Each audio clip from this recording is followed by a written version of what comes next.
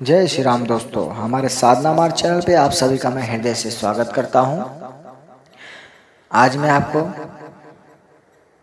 गड़े हुए धन के बारे में, जमीन में धन अगर गड़ा हो उस बारे में हम दूसरा पार्ट बनाए हुए हैं। इस बारे में जानकारी प्राप्त हेतु आपको पहला वीडियो देखना होगा, तभी आपको यह वीडियो समझ में आएगी। यह उस वीडियो का दूसरा पार्ट है। तो चलिए हम प्रारंभ करते हैं, किंतु प्रारंभ करने से पहले बता दें कि हमारे बताए हुए या हमारे दिखाए हुए रास्तों पर चलने से पहले, बताए हुए मंत्र अथवा साधना यंत्र अपने जीवन में प्रयोग करने से पहले किसी योग्य गुरु अथवा विद्वान पंडित के सानिध्य में रहकर करें, तभी आपको इसका संपूर्ण फायदा प्राप्त होगा। किंतु अगर आपने अपने मन से यह क्रिया को करेंगे तो उसका दुष्परिणाम आप स्वयं जिम्मेदार होंगे। इसका हमारा चैनल कोई भी जवाबदार नहीं है। तो चलिए हम अब प्रारंभ करते हैं जमीन में गड़े हुए धन का दूसरा पार्ट। तो अभी तक हमने यह बात किया है कि जमीन में जो गड़ा हुआ धन होता है, पानी आप डालें, पानी डालने के बाद वो गड्ढे के पास बैठकर आपने जो मंत्र वगैरह जपे हैं, जिस प्रकार से आपको प्राप्त हुआ हो अनुभव, वह अनुभव से आप अगर संतुष्ट हैं तो आगे क्या आप कार्यक्रम इस प्रकार करिए कि वह पानी सर्वप्रथम खाली कर दीजिए। और अगर उस जमीन के अंदर से कंकाल निकला तो ठीक, नहीं कंकाल निकला तो भी ठीक, आपको पानी का और नारियल का जो नारियल घुमा के जो मंत्र मैंने बताया है उस प्रकार करना है। और यह विधि वैसे ही सेम होगा। मान लीजिए वहाँ आपके पास धन का अनुभव है। अब आपने गड्ढा खोदा है उसके अंदर से पानी फटाफट आप खाली कर दीजिए। हाँ, पानी खाली करने के पश्चात आप उस पानी के अंदर जब आप रेत होगा, जो रेत सूखा रेत हो, तो आपको 1 फीट का रेत का है लेबल कर दीजिए, यानी उसके अंदर रेत डाल दीजिए। रेत डालने के बाद जिसे हम बालू कहते हैं, है ना, समुद्र से जो खाड़ी से निकाला जाता है बालू, है ना, उस का 1 बोनी, मतलब 1 बोनी 2 बोनी जैसे आप गड्ढा खोदे होंगे उसी हिसाब से आपको वह करना है। तो आपको 1 फीट का लेबल करना है। जैसे मतलब एक गड्ढा जो आप खोदे हो वो 1 फीट होना चाहिए। बस 1 फीट का गड्ढा के अंदर जो रेती आप डालोगे 1 फीट लेबल होना चाहिए मोटाई में। तो 1 बोनी 2 बोनी, अब जैसे आपको गड्ढा खोदेंगे वैसा वो लगेगा उतना रेती डालने के बाद उस रेती के अंदर आपको गड्ढे के अंदर जब रेती डालोगे तो उसको अच्छे से समतल कर देना है, यानी एकदम प्लेन करना है एकदम, है ना। उसके बाद उसके अंदर चारों दिशाओं में एक एक दीपक प्रज्वलित करना है, वो भी सिर्फ घी का होना चाहिए, ठीक है। सिर्फ घी का दीपक प्रज्वलित कर देना है चारों दिशाओं में गड्ढे के अंदर रख के। और उसके बाद बीचों बीच में आपको 1 दीपक जलाना है, यानी टोटल 5 दीपक उस गड्ढे के अंदर आपको जलाना है, वो भी घी का। अब उसके ऊपर आपको एक ढक्कन से ढक देना है। जैसे मान लीजिए गड्ढे आप 4 फीट का खोदे हो या 2 फीट का खोदे हो या 1 फीट का खोदे हो, उसके हिसाब से उसके ऊपर एक पटरी वगैरह लकड़े का हो या लोखंड का हो, किसी प्रकार का भी उसको ढक देना कि अंदर का हवा बाहर ना जाए या प्रकाश अंदर का बाहर ना जाए, बाहर का अंदर ना आवे, ठीक है। इस प्रकार आपको कर देना है। ये आप बंद करने के बाद, जैसे मान लीजिए ये क्रिया आप जब खोदेंगे, आप गड्ढा पानी वगैरह भर के निकालेंगे तो रेती डाल के तुरंत दीपक जला के बंद कर दीजिएगा। अब ये दूसरी रात को आपको प्रक्रिया चालू होगी, आपकी क्रिया करना चालू होगा। अब दूसरी रात को आप फिर वो ऊपर का ढक्कन हटा दीजिए और जो दीपक अंदर जलाए हो उसको फिर से प्रज्वलित करिए, लेकिन अब 4 नहीं जलाना है, अब आपको सिर्फ 1 ही दीपक अंदर प्रज्वलित करना है दूसरे रात से, है ना। दूसरे रात से आपको 1 ही दीपक, और वो भी बड़ा दीपक कोसा होना चाहिए। जो बड़ा दीपक होता है ना, जो अपने पंजा होता है हाथ का, उस हिसाब से बड़ा एक दीपक होगा, उसके अंदर सिर्फ और सिर्फ घी का ही द्योत जलाना है। और उस घी के अंदर जो आप दीपक जलाएंगे वो 4 वाती का होना चाहिए, है ना। 4 वात उसमें लगाना चारों दिशा में, उत्तर दक्षिण पूर्व पश्चिम, है ना। उत्तर दिशा से आपको प्रारंभ करना है जलाना, और उत्तर दक्षिण पूर्व पश्चिम करके ऐसा चारों दिशा में वह 1 दीपक के अंदर 4 वात का जोत जला देना है। अब जोत जलाने के बाद आपको अत्तर का शीशी लेना है। जो सेंट का शीशी होता है, अत्तर होता है ना सुगंध वाला, वो आपको हो सके तो कमल का लीजिए अथवा चंदन का लीजिए या तो मोगरे का लीजिए, या तो आप जो सुगंधित हो, जितना ज़्यादा सुगंध जितने फैल सके, जिससे आप खोलने के बाद आपके घर में इतना सुगंध फैल जाए, उस हिसाब से जितना सुगंधित और कड़क हो अत्तर, वही अत्तर लेके उस गड्ढे में पूरा छिड़क दीजिए। पूरा आप छिड़कने के बाद आप जब छिड़क देंगे, फिर उसके बाद आपको फिर से ढक्कन बंद कर देना है, और ढक्कन बंद करने के बाद अब वहीं पे बैठ जाना है आपको। अब बैठने के बाद आप बाहर जहाँ बैठेंगे, तो गड्ढा तो बंद कर दिया आप, अब बाहर बैठ के आपको एक यंत्र का निर्माण करना है। यंत्र बनाने की जो विधि होगी वो मैं आपको अपने वीडियो के माध्यम से नहीं बता सकता, और ना तो मैं दिखा सकता हूँ, ठीक है।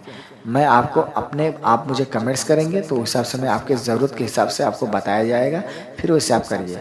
तो जो यंत्र बताया जाएगा, हम अपने सब्सक्राइबर को या जो भी हमारे साधक होंगे उनको हम बताएंगे अपने हिसाब से, उनके ज़रूरत के हिसाब से, अपने तरीके से, ठीक है। तो जो मैं यंत्र बताऊंगा, तो वो गड्ढे के बाहर आपको यंत्र बना लेना है, और यंत्र के बनाने के पश्चात उस यंत्र के बीच में एक कलश, 2 कलश आपको निर्माण करना है, ठीक है। 2 कलश जब निर्माण करेंगे, 2 कलश आप बैठाएंगे उस कलश को, तो उस कलश को बैठाने के बाद जिस देवी देवताओं को उसके अंदर विराजमान करना है, वो हम शक्ति बताते हैं, उस शक्ति से हम बैठवाते हैं, ठीक है। तो आपको हम सिर्फ जानकारी है तो बता दे रहे हैं। तो उस कलश के अंदर जब देवी देवता जब बैठ जाएंगे, देवी और देव, तो उसके बाद जो उनका 10 दिशा होगा, तो 10 दिशा में उस 10 दिशा के 10 दिक्पाल होते हैं, उनका पूजा होता है, ठीक है। उनका पूजा होने के पश्चात तो आपको खैर की लकड़ी का इंतजाम करना है, ठीक है। अब इनका पूजा हो गया, वो पूजा होने के बाद खैर की लकड़ी का इंतजाम करिए। आपने जहाँ पे वो गड्ढा खोदे थे, उसके ऊपर जो आप ढके हो ना, उसके चारों तरफ 4 लकड़ी से आपको ठोक देना है, खील बनाकर, ठीक है। और जब खील बनाकर जब ठोक देंगे, यानी गाड़ देंगे, तो उसको अभिमंत्रित किए हुए सूता, यानी जो रक्षा सूत्र होता है, उससे चारों दिशाओं में उसको बांधना है, ठीक है। चारों दिशा उसको बंदिश करना होता है, बंदिश का मंत्र होता है अलग से, वो भी हम आपको बताएंगे आपके जरूरत के हिसाब से, ठीक है। जैसे हमें साधक प्राप्त होगा उसी हिसाब से। तो जब वो हम मंत्र के जरिए उसको बंदिश कर देंगे उस जगह को, कि वहाँ की जो नकारात्मक शक्ति हो वो अंदर प्रवेश न कर पाए, और मान लीजिए वहाँ धन है तो वो यहाँ से वहाँ जा ना पाए, और नीचे से ऊपर और ऊपर से नीचे न जा पाए, वो जहाँ है वहाँ स्थायी हो जाए। हम हमारे बताए हुए कार्य से, मंत्र से तब वो ऊपर आए, ठीक है। तो अब उसको हम लोग ने खील बनाकर ठोक दिया है ना। खैर की लकड़ी होती है, उससे आपको खील बनाना है, चारों दिशा में ठोक के उसको अभिमंत्रित कर देना है। अब ये हो गया इतना काम। इतने काम होने के पश्चात यह क्रिया आपको वहाँ समाप्त कर देना है। अब फिर आपको दूसरी रात को आना है। यह रात का जो समय होगा आपको 11 बजे के बाद होगा, ठीक है। ये आप कभी भी नहीं जा सकते, ना सुबह जा सकते हो, ना शाम को जा सकते हो, ना ब्रह्म मुहूर्त में जा सकते हो, और ना तो प्रारंभ रात में जा सकते हो। ये आपको मध्य रात में करना होगा, जो 11 और 12 बजे के बीच में होगा। तो अब मान लीजिए तीसरी रात को आप गए, तो आपको कुछ सामग्री लेके जाना होगा। हवन का करने का जो सामग्री होगा, उनको हवन के माध्यम से उनको जो बलि वगैरह देना होता है, वो हम आपको बताएंगे। तो बलि मतलब ये नहीं कि पशु, मनुष्य अथवा किसी जीव जंतु का बलि देना है। हम नारियल बलि अथवा नींबू का बलि अथवा कोहड़ा, यानी और भी ये सब बहुत चीज़ है बलि देने के लिए। ये सब जो फल रूप में है, फल फूल, ये सब बलि होता है, ठीक है। और बताने वाले तो बहुत कुछ बता देते हैं, किंतु हम उसी हिसाब से कराते हैं जिस हिसाब से हमारा विधान है, ठीक है। तो इस हिसाब से बलि वगैरह देना होता है, किंतु ये सब हम उनसे बिना आज्ञा लिए कर रहे हैं। हम तो जान गए, हम अपने हिसाब से कर रहे हैं कि हम जान गए हाँ धन है, हमें इसे इस प्रकार से उसे संतुष्ट कर रहे हैं। तो जब अब वो धन को संतुष्ट, हम जब ये पूजा विधि विधान से संतुष्ट जब उनको कर ले, ठीक है, तब वो शक्ति आपसे प्रसन्न है या नहीं। अगर वो आपसे प्रसन्न है तो आपके सपने में आके मार्गदर्शन करेगी, आपका बताएगी आपको क्या करना है क्या नहीं करना है, आप किस प्रकार वो धन को क्या दिया जाए, वो धन पे जो बैठी शक्ति है उसे क्या दिया जाए आपको, जब वो आपको धन दे या आपको संकल्प करा ले या आपसे वचन बंद करा ले सपने के माध्यम से, या आप हवन करने बैठे हो या आप यंत्र बनाए हो वहाँ पे आप पे उनको दसों दिशाओं को पूजा दे रहे हो, फिर अब धन को आप जो बलिवर्था मंत्र से दे रहे हो, उसमें ही अगर वो आके आपको परछाई रूप में खड़े हो जाए या आपको हवा के रूप में बताने लगे या वही जगह से ही आवाज आना प्रारंभ हो जाए, है ना, तो याद रखना है। तो आपको उसी हिसाब से वचन देना है जिस हिसाब से आप वचन का पालन कर सको। अगर वो बलि वगैरह मांग रहा है, अगर पशु पंछी का मांग रहा है या किसी चीज़ का मांग रहा है, अगर उसके लिए आप देने के लिए तैयार हो तो वो आपकी मर्जी, वो आपका ही जिम्मेदारी होगा और आपका ही रिस्क होगा, आपको ही करना होगा, तो आपको ही करना है। तो आप अपने सुविधा अनुसार ही उसको वचन दीजिएगा, जितना हो सके उतना सात्विक रूप से करिए, ठीक है, वाम मार्ग से मत करिएगा, और मेरा ये आपको अनुरोध है, ठीक है। तो अगर आपका गुरु होगा तो आपके हिसाब से करवाएगा, वो उसको जैसा उचित होगा, है ना। अब मान लीजिए उसने आपने पूजा पाठ हवन वगैरह जो किया, जो बताया हवन आप दूसरे दिन से करेंगे, फिर तीसरी या चौथी रात से आप जब जाएंगे फिर से वही अत्तर वगैरह खोलिए, देखिए दीपक वगैरह जल रहा है कि नहीं। अगर दीपक हो सके तो अखंड ज्योत जलाने का प्रयत्न करिए, ठीक है। आप रात में एक ही बार सिबो, क्योंकि वो दिन का जो प्रकाश है ना वो गड्ढे में पड़ना नहीं चाहिए, इसके लिए हमने दिन का पूजा आपको नहीं बताया, ये रात में ही हो सकता है।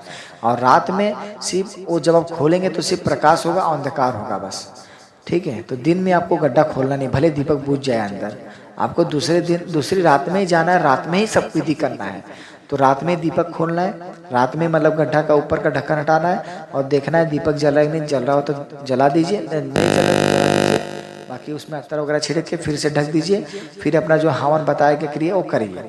ऐसा करने आपको 7 दिन तक लगातार हवन करना होगा। हवन से जो बलि बताई जाएगी वो पुष्प बलि हो या फल बलि हो या वायु बलि हो या किसी प्रकार की बलि हो, वो अग्नि में आपको बताया जाएगा करने के लिए, ठीक है। और 7 दिन की विधि होगी, ये 7 दिन की जो विधि अनुसार आप जब क्रिया करेंगे, इसमें आपका पहनावा जो होगा वो सिर्फ लाल वस्त्र होगा, यानी लाल आसन होगा, हुसा आसन होगा, उसमें आपको पूर्व मुख की तरफ करिएगा, या आपको उत्तर तरफ मुँह करके बैठ सकते हैं या पूर्व मुख की तरफ करके आपको हवन वगैरह करना होता है, ठीक है। यंत्र वगैरह जो बनाओगे पूर्व की तरफ ही मुँह करना है या करके बैठ सकते हो। किंतु आपको सबसे बड़ा ध्यान ये देना है कि जब 7 दिन का क्रिया हो जाए, 7 दिन के अंदर अगर वो शक्ति आके सपने में आपका मार्गदर्शन कर रही है, आपको वचन वगैरह लिए तो हिसाब से वचन दीजिए। मान लीजिए आपको वह वचन दे रही है तो ठीक है, अगर कुछ नहीं दे रही है तो आप हवन करने बैठो, उसमें आपके समझ आ जा रही है, उसमें आप कुछ बता रही है, उस सब देखिए। अगर वो भी नहीं हो रहा है तो ये मान लीजिए आपके सामने किसी जीव जंतु के रूप में उपस्थित होने वाली है। ये 101% आपके मैं लिख के दे सकता हूँ कि आपके सामने वो आना ही आना है, वो किसी जीव जंतु के रूप में आएगी। मान लीजिए किसी शेर के रूप में आ गई या किसी नाग के रूप में आ गई, नागे रूप में आ गई, किसी जानवर रूप में आ गई, किसी कुत्ते रूप में आ गई, और आके आपको भयभीत वहाँ से भगाने का प्रयत्न ही करेगी, ज़्यादा कुछ नहीं, वहाँ से हटा के भगाने की कोशिश करेगी। तो अगर उस वक्त कुछ आए तो आप सबसे पहले वहाँ पे हमारे बताए हुए मंत्र से घेरा बना लेना है। शुरू में मैंने आपको बताया था नारियल का, वो नारियल का अभिमंत्रित करके आपको छिड़काव करना है, ठीक है। उससे आपको प्रवेश कोई शक्ति नहीं कर पाएगी अपने आप के अंदर। और जो मैंने हवन वगैरह बताया, इससे आपको सुरक्षा और ऊर्जा प्राप्त होगी हवन के माध्यम से, ठीक है। तो मान लीजिए कोई शक्ति आ रही है और आप हट नहीं रहे, तो वो शक्ति जो नाग रूप में आए, किसी जानवर रूप में आए, फिर वह अपना रूप बदल देगी। जब आप डरोगे नहीं ना, कुछ समय तक आप बैठे रहोगे या दूसरे दिन आओगे, तीसरे दिन आप अपना जिद नहीं छोड़ रहे हो, 7 दिन तक आके निर्भय पूर्वक आप कर रहे हो पूजा हवन, जब साधना वगैरह जो बताया जाएगा आपको। अगर आपको बार बार आके डरा रही है, आप नहीं डर रहे हो, तो वो जो जानवर रहेगा वो मनुष्य के रूप में या किसी परछाई के रूप में वो उपस्थित हो जाएगा और आपसे वार्तालाप करेगा और आपसे फिर ये पूछेगा कि आप ये धन किस लिए चाहते हो, हमें क्यों मजबूर कर रहे हो, या हम आपको नहीं देना चाहते या देना चाहते हैं, या जो उनका कंडीशन होगा अपना अपना बताएंगे। फिर उसी हिसाब से आप वचन दीजिए, वचन लीजिए और फिर अपना मार्ग आप दर्शन करिए। किंतु वह ये बोले कि हाँ हम धन देने के लिए तैयार हैं, आप ले लीजिए और इस समय आके लीजिएगा या वो समय आपको बता देगा, है ना। तो आपको उस वक्त प्रस्तुत हो जाना है, किंतु आपको किसी चीज़ का औजार नहीं लेके जाना है कि लेके जाना खोदना है, ये बता दिया अब निकालना है, तो निकलेगा नहीं वो धन, वो फिर से अदृश्य हो जाएगा, क्योंकि वो भी आपका परीक्षा लेने के लिए आया है। वो भले वचन दे के चला गया, लेकिन वो आपको आपका प्रसाद खा लेगा और आपको चला जाएगा, लेके आपको भी लेके चला जाएगा और सामान भी लेके चला जाएगा। ठीक है, इसमें प्राण भी आपके जा सकते हैं। तो ये मेरा बताने का ये उद्देश्य है। ठीक है, किंतु आपको ये ध्यान देना है, जब आपको दूसरे दिन बुलाए या कभी भी जब आपका समय दे के बुलाए, तो वो खोदना नहीं है, उस समय पे जाना है, उनसे फिर से प्रार्थना करना है, उनसे यही निवेदन करना है कि आप जो भी शक्ति यहाँ बैठी हो, आप हम आपसे प्रार्थना कर रहे हैं, आपसे निवेदन कर रहे हैं, आप सर्वशक्तिमान हो, आप सर्व अंतर्यामी हो, हम आपके बालक हैं, हम भिक्षुक हैं, हम भिक्षा मांगने के लिए आए हैं, हम भिखारी हैं प्रभु, अपने आप को भिखारी साबित करिए वहाँ पर। अब बोलिए, आप हमें जो भी धन दोगे, हम लालच के हिसाब से नहीं ले रहे हैं, हम ये सत्कर्म करने के लिए ले रहे हैं और जन कल्याण हेतु के लिए धन ले रहे हैं। आप हमें बताएंगे तो हम उसका मंदिर बनवाएंगे, कन्याओं का, गरीब कन्याओं का विवाह करवाएंगे, साधु संतों का होम आदि में मदद करने के लिए धन देंगे, है ना। ऐसा गरीब का मदद करने के लिए, और बाकी जो धन बचेगा हम अपने गुरु अथवा अपने भाई गुरु को देंगे, है ना। उसके बाद हम अपने निजी जीवन में सत्य कर्म करने के लिए, अच्छे कर्म करने के लिए धन उपयोग करेंगे। ऐसा करने के लिए हम आपके धन मांग रहे हैं प्रभु, हम आपके अपने जीवन में लेने के लिए नहीं कर रहे हैं। ऐसा उनको मनाइए, उनसे प्रयत्न करिए, फिर उसके बाद फिर प्रकट हो, जब होंगे तब वो आपके समक्ष ही जब प्रकट हो जाएंगे तो तुरंत वो जमीन से ऑटोमेटिक वो धन ला के आपके समक्ष रख देंगे। आपको खोदने की जरूरत नहीं है, कुछ भी एक इंच भी कुछ करने की जरूरत नहीं है, उसी गड्ढे के अंदर वो धन आपको उपस्थित हो जाएगा। अगर मान लीजिए वो आपके समझ आ रहे हैं और उसके बाद धन आ रहा है और वो बोल रहे हैं हाँ ठीक है अभी धन ले लो, अब मैं जा रहा हूँ, मेरा कार्य संपन्न हुआ, आप ये धन ले सकते हो, मेरी आज्ञा है, मैं आपसे प्रसन्न हूँ, मैं आपको आशीर्वाद दे रहा हूँ, ये धन ले सकते हो। ऐसा वो बोल के तब चले जाएं, वो धन है, वो धन आपके समझ आ जाएगा, वो धन का जो प्रकाश रहेगा वो खत्म हो जाएगा, है ना। जो धन के अंदर जो प्रकाश निकलेगी वो खत्म हो जाएगी, तो समझ ना धन सुरक्षित है। और उनको प्रणाम करते हुए वो धन को शुद्धिकरण करते हुए उसका अलग विधि होता है, वो मैं आपको फिर बताऊंगा। फिर उसके बाद वो क्रिया किया जाएगा, फिर उसके बाद धन आप ले सकते हो। ठीक है, ये होती है पहली विधि। दूसरी विधि, आप वहाँ गए, मनाए, बोले देवी देवता आप ये सब अंतर्यामी हो, आप मुझे धन दो, मैं ये कार्य में लगाऊंगा, ऐसा बोलो। मान लीजिए वहाँ पे धन आया, उसके साथ नाग नागिन आए, वो आदमी नहीं आया, वो शक्ति नहीं आई, वहाँ नाग नागिन आए या कोई शक्ति और आई, तो ये मत सोचना वो आ गई अभी हम धन ले लेंगे, नहीं। उनसे बात करिए, आप उनसे संकल्प हुई, उनसे वो प्रसन्न करिए, जब वो बोले हाँ मैं दे रहा हूँ अब आप ले लो, तभी आप धन लेना, उससे पश्चात कोई भी कार्य करना मत। नहीं तो वो एक बार भी धन के ऊपर जो बैठी हुई शक्ति आपको फूंक दी, या आपके ऊपर से स्पर्श कर ली, या आपके ऊपर से नाक गई या डाक गई या क्रॉस कर लिया आपको, तो आप गए, आपको लकवा मार लेगा, पैरालाइज हो जाओगे, कोमा में चले जाओगे, या विष फैल जाएगा या मर जाओगे, कुछ ना कुछ तो आपके साथ अनहोनी होना चालू हो जाएगा। इसके लिए दूर से दूरी बनाए रखिए। आपके यंत्र जो बनाए रहोगे, आप यंत्र के इस साइड रहोगे और गड्ढे के उस साइड, वो गड्ढा यंत्र के उस साइड रहेगा। ठीक है, आपके बीचों बीच में नहीं रहना है, आपके बीच में यंत्र रहेगा जो आप बनाओगे। यंत्र के ऊपर 10 विद्याओं का पूजा करोगे, 10 दिक्पालों का। उसके बाद वहाँ पे आप हवन करोगे, यंत्रों के बीच में रख के जो मैं विधि बताया जाएगा।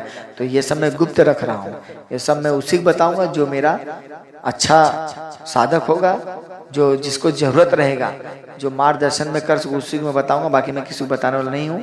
ठीक है, तो मुझे वही संपर्क करिएगा जो सच में धर्म कार्य करने के लिए करे, जो सच में इस जन कल्याण करने के लिए करे, जिसका मन साफ हो, वही व्यक्ति हमारे से संपर्क करिएगा और कमेंट्स करिएगा, हम उसका मार्गदर्शन करेंगे। और ये धन के ऊपर मैं आपको बता दूं, सरकार का नियम और सरकार का हर एक नियम कानून पालन करना जरूरी है, उसी हिसाब से कार्य करिएगा। और सबसे पहले बता दूं, धन प्राप्त हो तो बताए हुए वचन, दिए हुए वचन और लिए हुए वचन पे पालन करिएगा, उसके बाद ही धन का उपयोग कर सकते हो।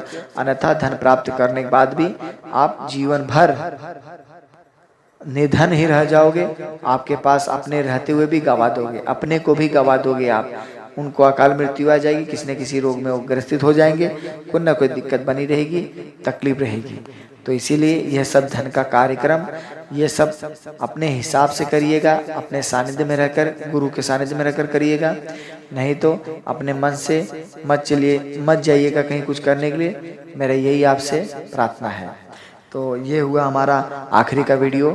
अभी इतने में समाप्त करता हूँ। अगर किसी को कुछ भी प्रश्न हो, कुछ भी अगर जिज्ञासा हो हमसे जानने के लिए तो हमें कमेंट्स करिए, हमें बताइए, हम उसका उत्तर देने तत्पर रहेंगे। तो अभी के लिए हम प्रस्थान करते हैं। जय श्री राम, जय हनुमान।